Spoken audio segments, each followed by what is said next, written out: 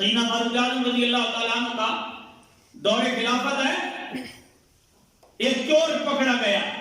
آج کا دور حکومت تو ہے نہیں، یہ حالات تو ہے نہیں کہ جتنا بڑا کوئی جرم کرے اتنے بڑے اس کی پشت کے پیچھے کھڑے ہو جائیں. یہ دور تو ہے نہیں بھائی جتنا کوئی بلنڈر مارے اتنا ہی اس کے ساتھ اس کے چمچے کڑچے اکٹھے ہو جائیں. بھائی یہ صحیح جناب اچھے طریقے سے کرپشن کر لیتا ہے، اس لیے ہم اس کا ساتھ دیں گے. وہ حق سچ کا دور ہے. فاروق اعظم کے زمانے میں چور پکڑا گیا، لایا گیا. سیدنا فاروق اعظم کے سامنے جب بندہ آتا تھا تو حیثیت واضح ہو جاتی تھی. اللہ نے اپنے محبوب کو بھی روب عطا کیا، محبوب کے صدقے محبوب کے غلاموں کو بھی روب عطا کیا. سیدنا فاروق اعظم کے دربار میں جب چور آیا تو ٹانگیں کانپنے لگی، زبان لڑکھڑانے لگی، منہ خشک ہو گیا، کیفیت بدل گئی. عمر نے پوچھا کیا ہوا ہے؟ کہا چوری کا الزام لگا ہے. فاروق اعظم بولے فرمایا الزام نہیں حقیقت ہے. اس نے کہا حضور الزام لگا ہے میرے اوپر چوری کا. سیدنا فاروق اعظم نے فرمایا الزام نہیں حقیقت ہے. اس نے کہا جناب الزام لگا ہے. فرمایا پہلا طریقہ شریعت کا ہے جس سے ہم ثابت کر سکتے ہیں کہ یہ الزام نہیں ہے، یہ حقیقت ہے. تم نے غلط سمجھا کہ تمہارے اوپر الزام لگا ہے، یہ الزام نہیں ہے، یہ حقیقت ہے. کسی عدالت میں کھڑا کر دیا جائے. فاروق اعظم فرماتے ہیں یہ حقیقت ہے، ہم ہر عدالت میں ثابت کرنے کے لیے تیار ہیں. یہ الزام نہیں ہے، یہ حقیقت ہے. یہ تمہیں غلط فہمی ہوئی ہے بھائی یہ الزام لگا ہے. اس لیے فاروق اعظم نے فرمایا پہلا طریقہ تو ثابت کرنے کا یہ ہے کہ جب کوئی الزام لگے تو اسے میدان عدالت میں لایا جائے اور اس کے سامنے قواعد کو سامنے پیش کیا جائے اور ان قواعد کے پیش نظر نتیجہ نکالا جائے. فرمایا ہم ثابت کریں گے تم چور ہو. یہ الزام نہیں ہے، تمہیں غلط فہمی ہوئی ہے بھائی الزام ہے، یہ حقیقت ہے. تو اب اس کو سمجھ آئی کہ یہاں تو بات چلنے والی نہیں ہے، رونا دھونا تو کام نہیں آیا. تو پھر کیا کہنے لگا؟ پھر کہنے لگا جناب میں نے پہلی دفعہ چوری کی ہے. جب اس نے کہا نا جناب میں نے پہلی دفعہ چوری کی ہے تو سیدنا فاروق اعظم نے فرمایا یہ بھی جھوٹ ہے.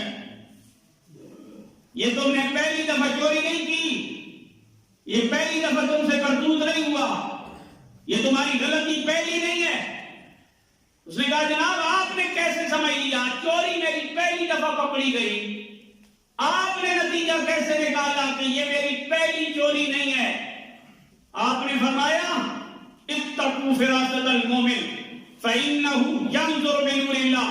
حضور فرماتے ہیں مومن کی فراست سے ڈرو، یہ اللہ کے نور سے دیکھ لیتا ہے، یہ اللہ کے نور سے دیکھتا ہے. اور نور کے آگے سے پھر روشنی ہوتی ہے، کیفیت واضح ہوتی ہے. فرمایا یہ اللہ کا فیصلہ ہے. جس وقت تک انسان اپنے گناہ کا مکمل عادی نہ بن جائے اور گناہ کے اوپر پختہ یقین نہ کر لے اور گناہ کو اپنی پکا عادت نہ بنا لے، اس وقت تک اللہ بندے کا پردہ فاش نہیں کرتا.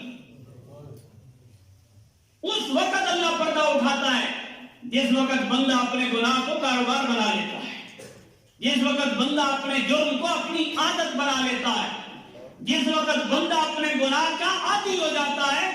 فاروق اعظم نے فرمایا اس وجہ سے میں تمہیں بتا دینا چاہتا ہوں کم از کم اس سے پہلے 10 مرتبہ تم یہ چوری کر چکے، کم از کم 10 مرتبہ اس سے پہلے تم نے یہ چوری کی ہے.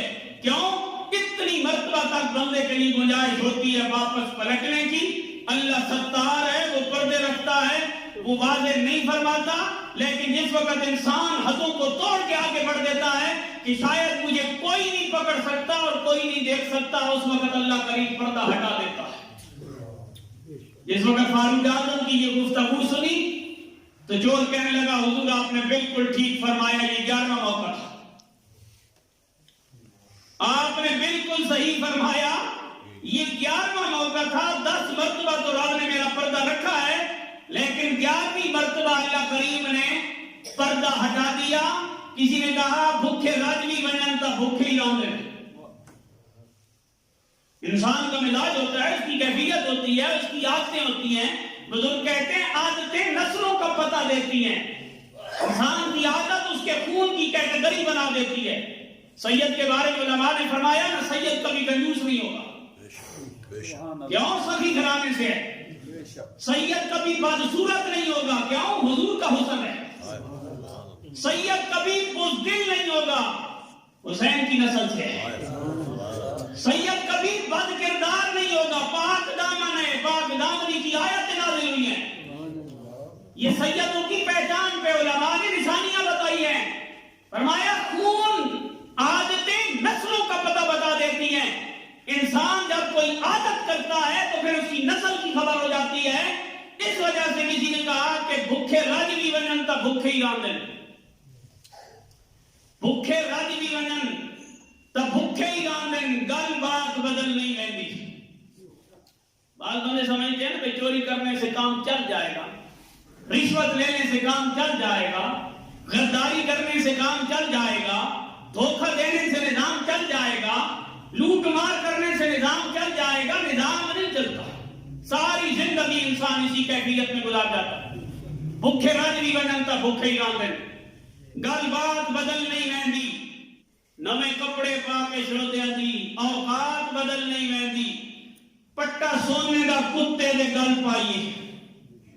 آزادی ہوتی ہے. جتنا مرضی آپ اس کو نوالا ڈالیں, آپ اس کو آپ کہیں تو جا تو نہیں سکتے نا, ہے تو کتا. پٹا سونے دا کتے دے گل پائیے. اودی ذات بدل نہیں ویندی. پٹا سونے دا کتے دے گل پائیے. اودی ذات بدل نہیں ویندی. لوکی ٹھگیاں کرن ساکی دکھ لگدا ہے. لوگی ٹھگیاں کرن ساکی دکھ لگتا ہے. کائنات بدل نہیں ویندی. اگر کسی کے ساتھ کوئی بندہ فراڈ کر جائے تو اس کا بگڑتا کچھ نہیں ہے, لیکن انسان کے ضمیر سے آواز ضرور اٹھتی ہے. دنیا کے اندر ہمیشہ سکون اس سے ہی ملتا ہے جو سچ پہ قائم رہتا ہے.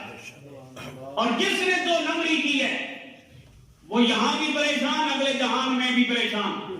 اور یاد رکھیں کہ غداری ملک سے کی جائے تو پھانسی لگ جاتا ہے بندہ. غداری ملک سے کی جائے تو بندہ پھانسی چڑھ جاتا ہے. اور اگر بندہ غداری کر جائے اللہ رسول سے, دنیا بھی بگڑ گئی, آخرت بھی بگڑ گئی, پلے کچھ نہیں بچتا. انسان ہمیشہ کے لیے رسوا ہوتا ہے. اس لیے اپنی زندگیوں کا ہمیں جائزہ لینا چاہیے کہ ہم کس بازار کا سودا رکھنا چاہتے ہیں, کس دکان سے سودا خریدنا چاہتے ہیں, اور کس راستے کی طرف ہم چلنا چاہتے ہیں. یہ فیصلہ ہم نے اپنی زندگیوں میں کرنا ہے, کیونکہ کل ایک دربار لگے گا اور اس میں پوچھا جائے گا محمد کریم کے سامنے کہ کیا تمہیں بتایا کسی نے نہیں تھا.